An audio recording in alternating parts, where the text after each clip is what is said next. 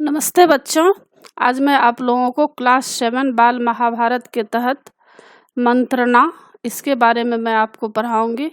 और इससे पहले भी बाल महाभारत का बहुत सारा टॉपिक्स मैं आसान तरीके से पढ़ा चुकी हूँ। और क्लास 7 बसंत का बहुत सारा चैप्टर मैं आसान रूप में पढ़ाई हूँ और व्याकरण हिंदी का भी मैं पढ़ा चुकी हूँ। तो उन सबको देखने के लिए आप ऊपर दिए गए आई बटन पर क्लिक करके देख सकते हैं, या नीचे दिए गए डिस्क्रिप्शन बॉक्स में देख सकते हैं, या प्लेलिस्ट में जाकर देख सकते हैं। और बच्चों, अभी हम लोग जानेंगे मंत्रणा के बारे में। 13वां वर्ष पूरा होने के बाद पांडव विराट के राज्य में ही उपलब्य नामक नगर में रहने लगे थे। तो क्या हुआ, 13वां वर्ष जब पांडव लोगों का पूरा हो गया था तो पांडव विराट के राज्य में ही उपलब्य नामक नगर में रहने लगे थे।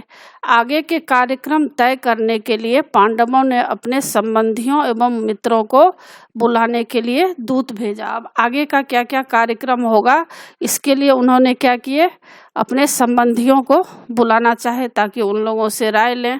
बलराम, सुभद्रा और अभिमन्यु सहित श्री कृष्ण उपलब्य पहुंच गए। 2 अक्षौहिणी सेना सहित काशीराज और वीर शैव्य तथा 3 अक्षौहिणी सेना सहित द्रुपद आ गए। अब यहाँ पर बताया जा रहा है कि कौन कौन वहाँ पर उपस्थित हुए हैं। द्रुपद के साथ उनके पुत्र शिखंडी व धृष्टद्युम्न भी थे। अनेक राजा सेना सहित पांडवों के पक्ष में आए। सबसे पहले अभिमन्यु के साथ उत्तरा का विवाह किया गया।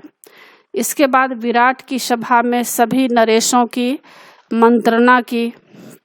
श्री कृष्ण ने पांडवों के अधिकार की बात रखी। अब श्री कृष्ण जो है, पांडव का क्या क्या अधिकार होगा, उनको क्या क्या अधिकार का दर्जा देना चाहिए, इसके बारे में बात की। युद्ध से बचने की बात कही और एक दूत दुर्योधन को समझाने के लिए भेजने का प्रस्ताव दिया। और एक दूत को दुर्योधन को समझाने के लिए भेजा गया ताकि दुर्योधन को समझाया जाए कि युद्ध ना करे। तो इन सब बातों के लिए जानकारी दिया गया। बलराम ने श्री कृष्ण की बात का समर्थन किया, किंतु उनके कथन में ध्वनि यह थी कि जुआ खेलने में दोष युधिष्ठिर का था। सात्विकी ने बलराम का विरोध किया और द्रुपद ने सात्विकी का समर्थन किया। तो इसमें कौन विरोध किया? सात्विकी ने बलराम का विरोध किया और द्रुपद ने सात्विकी का समर्थन किया।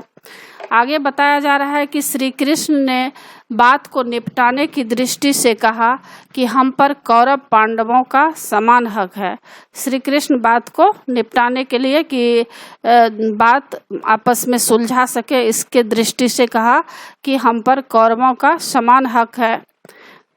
हम यहाँ किसी के पक्ष में नहीं आए हैं। कृष्ण का कहना यह है कि पांडव और कौरव दोनों जो है, दोनों के लिए मेरा समान भाव है। मैं दोनों से प्रेम करता हूँ, इसलिए मैं किसी के पक्ष में, किसी के विपक्ष में मैं नहीं बोलूँगा। हम यहाँ किसी के पक्ष में नहीं आए हैं। हम तो अभिमन्यु व उत्तरा के विवाह में सम्मिलित होने आए थे, अब वापिस चले जाएंगे। अतः अब राजा द्रुपद दूत को समझा बुझाकर दुर्योधन के पास भेज दें। दुर्योधन संधि को तैयार ना हो तो सब लोग युद्ध की तैयारी करें और हमें भी सूचित कर दें। तो श्री कृष्ण चाहते थे कि दुर्योधन जो है युद्ध नहीं करें, सब आपस में मिलजुल जाए। लेकिन उनका कहना यह था कि दुर्योधन अगर इस बात के लिए मेलजोल करके रहने के लिए युद्ध ना करें, इस बात के लिए अगर वे लोग राजी हो गए तो ठीक है। अगर वे लोग तैयार नहीं हुए, युद्ध करना चाहे तो युद्ध करने की तैयारी किया जाए और फिर हमें सूचित कर दिया जाए। आगे यह कहकर श्री कृष्ण द्वारका लौट गए। युधिष्ठिर युद्ध की तैयारी में लग गए। पांडव पक्ष के लोग अपनी अपनी सेना तैयार करने लगे। दुर्योधन ने भी अपने मित्रों को संदेश भेज दिया। श्री कृष्ण के पास दुर्योधन स्वयं पहुंचा। उसी समय अर्जुन भी द्वारका पहुंचा। श्री कृष्ण के भवन में दोनों ने साथ साथ प्रवेश किया। दुर्योधन और अर्जुन दोनों साथ साथ श्री कृष्ण के द्वार में प्रवेश करते हैं। दोनों संबंधी होने के कारण श्री कृष्ण के शयनागार में पहुंच गए, क्योंकि श्री कृष्ण के दोनों संबंधी थे, इसलिए जहां पर श्री कृष्ण सोए हुए थे वहां पर ये लोग पहुंच जाते हैं।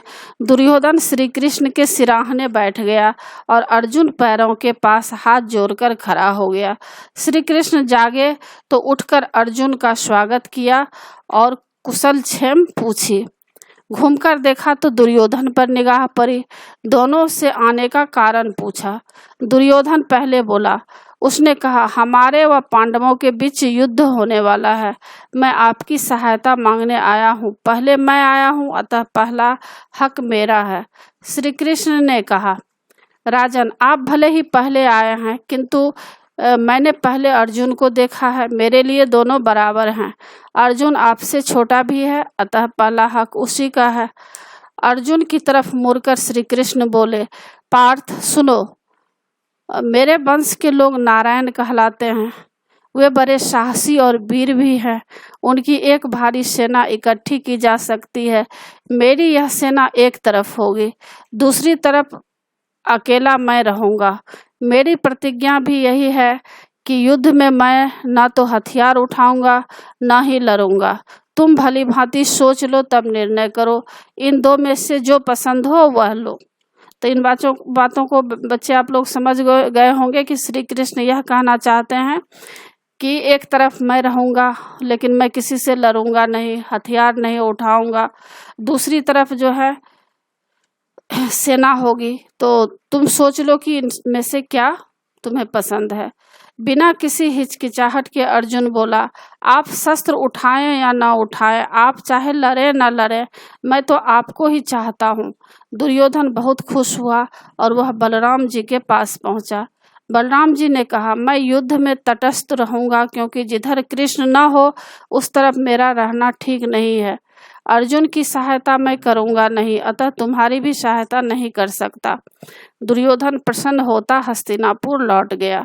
श्री कृष्ण ने अर्जुन से पूछा, सखा अर्जुन, एक बात बताओ, तुमने सेना बल के बजाय मुझ निशस्त्र को क्यों पसंद किया? यानी मेरे हाथ में तो कोई शस्त्र नहीं रहेगा, लेकिन फिर भी तुम मुझे क्यों पसंद किया? अर्जुन बोला, बात यह है कि आप में वह शक्ति है कि जिससे आप अकेले ही इन तमाम राजाओं से लड़कर इन्हें कुचल सकते हैं। अर्जुन की बात सुनकर कृष्ण मुस्कुराए और बोले, अच्छा यह बात है, और अर्जुन को बड़े प्रेम से विदा किया। इस प्रकार श्री कृष्ण अर्जुन के सारथी बने, यानी रथ पर जो सबसे आगे बैठते हैं, सारथी जो रथ चलाते हैं वे बने, और पार्थ सारथी की पदवी प्राप्त की। मद्र देश के राजा शल्य नकुल सहदेव के मामा थे। वे एक बड़ी सेना लेकर अपने भांजों की सहायता के लिए चले। जब दुर्योधन को पता चला कि राजा शल्य विशाल सेना के साथ आ रहे हैं, तो उसने अपने कर्मचारियों को आदेश दिया कि यह सेना जहां डेरा डाले वहां सभी सुविधाएं उपलब्ध कराई जाए।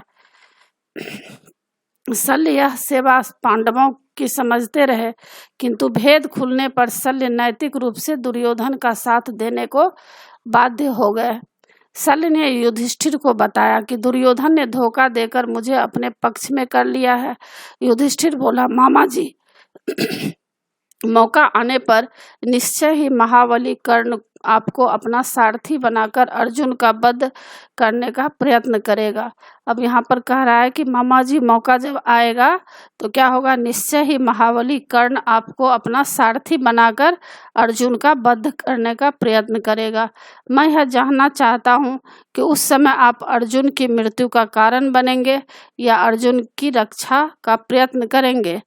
मद्रराज ने कहा, बेटा युधिष्ठिर, मैं धोखे में आकर दुर्योधन को वचन दे बैठा, इसलिए युद्ध तो मुझे उसकी ओर से ही करना होगा।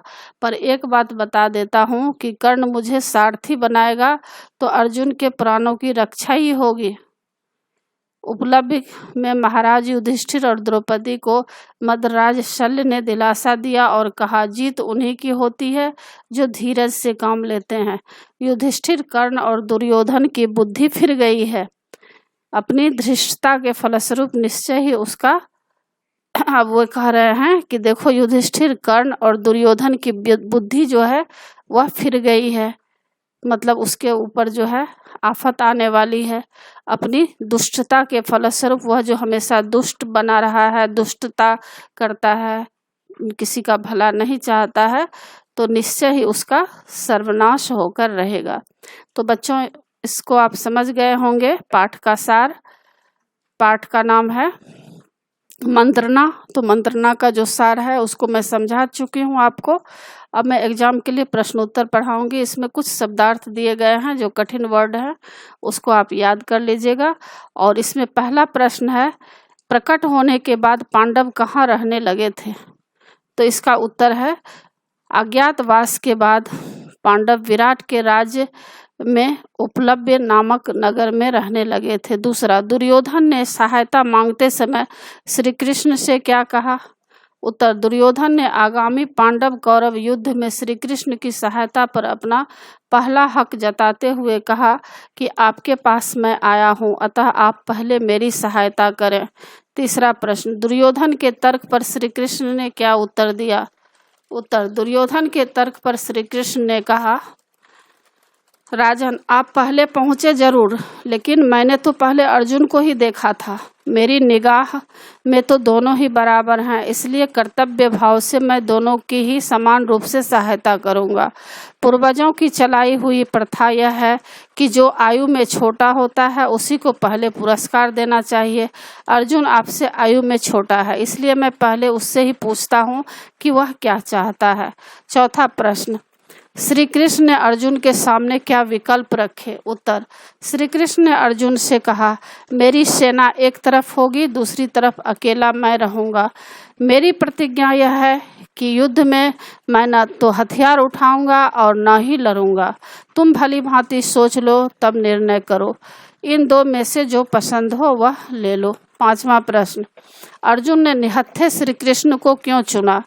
उत्तर, श्री कृष्ण के इस प्रश्न का उत्तर देते हुए अर्जुन ने कहा था, बात यह है कि आप में वह शक्ति है कि जिससे आप अकेले ही इन तमाम राजाओं से लड़कर इन्हें कुचल सकते हैं। छठा प्रश्न, मद्रराज शल्य ने युधिष्ठिर को विश्वास व दिलासा देते हुए क्या कहा था? उत्तर, मद्रराज ने कहा, बेटा युधिष्ठिर, मैं धोखे में आकर दुर्योधन को वचन दे बैठा, इसलिए युद्ध तो मुझे उसकी ओर से ही करना होगा। पर एक बात बता देता हूँ कि कर्ण मुझे सारथी बनाएगा तो अर्जुन के प्राणों की रक्षा ही होगी। और दिलासा देते हुए, जीत उन्हीं की होती है जो धीरज से काम लेता है। युधिष्ठिर, कर्ण और दुर्योधन की बुद्धि फिर गई है, अपनी दुष्टता के फलस्वरूप निश्चय ही उसका सर्वनाश होकर रहेगा। अब बच्चों इसमें कुछ ऑब्जेक्टिव MCQ टाइप का प्रश्न उत्तर दिया गया है। इसमें 4 ऑप्शन रहेंगे, एक ऑप्शन सही रहेगा। यह भी एग्जाम में आएगा आप लोगों को, इसलिए इसको अच्छी तरह याद कर लीजिएगा। तो इसमें आप इस तरह से कर सकते हैं। इसका प्रश्न है, प्रकट होने के बाद पांडव कहाँ रहने लगे? तो पहला का उत्तर क है। क है, विराट के राज्य उपलब्ध में। दूसरा है, श्री कृष्ण के पास सहायता हेतु कौन गया?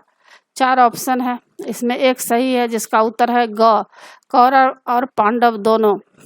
तीसरा, अभिमन्यु का विवाह किससे हुआ? इसका उत्तर क है, उत्तरा से। चौथा प्रश्न, श्री कृष्ण ने किस पदवी से अर्जुन की सहायता की? इसका उत्तर ग है, पार्थ सारथी बनकर। पांचवा प्रश्न है, श्री कृष्ण ने अर्जुन के समक्ष क्या विकल्प रखा? इसका क उत्तर है, मैं हथियार न उठाऊंगा और न ही लड़ूंगा। तो इसी के साथ बच्चों पाठ की समाप्ति होती है। आशा है आप लोगों को पाठ अच्छी तरह समझ आ गया होगा। एग्जाम के लिए अच्छी तरह तैयार कर लीजिएगा। और बच्चों आप मेरे चैनल देवज नागरी को जरूर सब्सक्राइब कीजिएगा, और सब्सक्राइब के बगल में बेल आइकन बटन है, उसे क्लिक कीजिएगा, लाइक कीजिएगा और शेयर कीजिएगा। कमेंट्स जरूर कीजिएगा कि आपको यह पाठ कैसा लगा। नए पाठ के साथ फिर मैं मिलूंगी बच्चों। धन्यवाद।